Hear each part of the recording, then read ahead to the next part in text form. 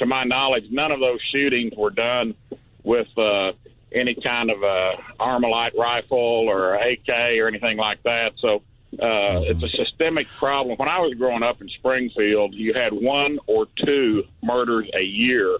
Now we have 2, 3, 4 a week in Springfield, Missouri. So something has happened to our society, and I go back to abortion. When we decided it was okay to murder kids in their mother's wombs, life has no value to a lot of these folks. That the reason for the mass shootings, according to this guy, is abortion. How convenient. How convenient that the one thing that Republicans don't like in abortion also has magically become the cause of shootings to protect something that they do like, which is the guns. I gotta say, it doesn't get more convenient than that. This is Missouri Republican Senate candidate Billy Long claiming here that because of abortion, life has lost its value. And so because of that, mass shooters carry out these shootings on a daily basis, which, I'm sorry, has to be one of the most asinine things I've ever heard.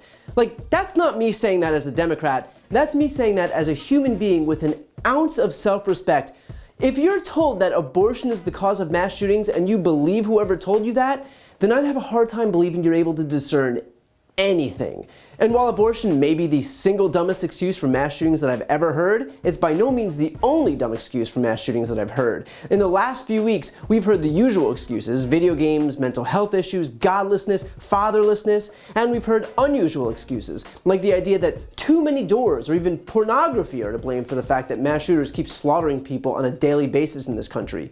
In fact, just today, far-right extremist lunatic Paul Gosar tweeted at me after I posted about how he's supportive of restrictions on pornography. He said, "Cohen is virulently pro-pornography despite the average age of first exposure to porn being 13, according to the APA. Cohen also omitted the part where I talked about the rampant drug abuse and sex trafficking in the porn industry. I wonder why. Thanks, Cohen." Now, side note, if you're wondering why he twice referred to me as Cohen, it's because he's an anti-Semite who's held fundraisers with Holocaust deniers, and him saying Cohen was a way to dog whistle to his base.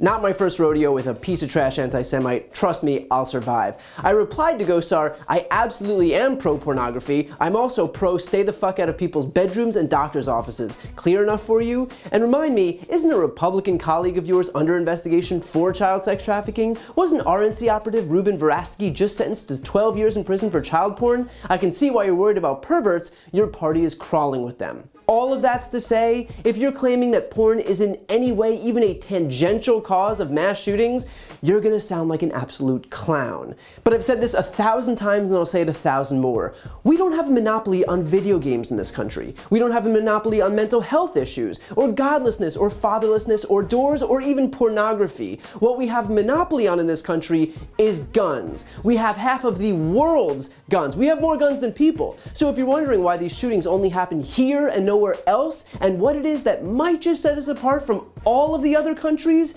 maybe it's the fact that this country has 400 million guns. Just, you know, for starters. And by the way, I say all of this on a day where there are currently 3 simultaneous mass shootings. A gunman killed several people at a hospital in Tulsa, Oklahoma. A student was shot outside of a high school in Los Angeles, California, and at least one person was shot near a Walmart in Pennsylvania. And that was just this afternoon, just today. If you can't see the commonality between all of these shootings, the one thing that makes them possible in states across the country on a daily basis, then you're either burying your head in the sand or you're too much of a partisan hack to even acknowledge objective reality.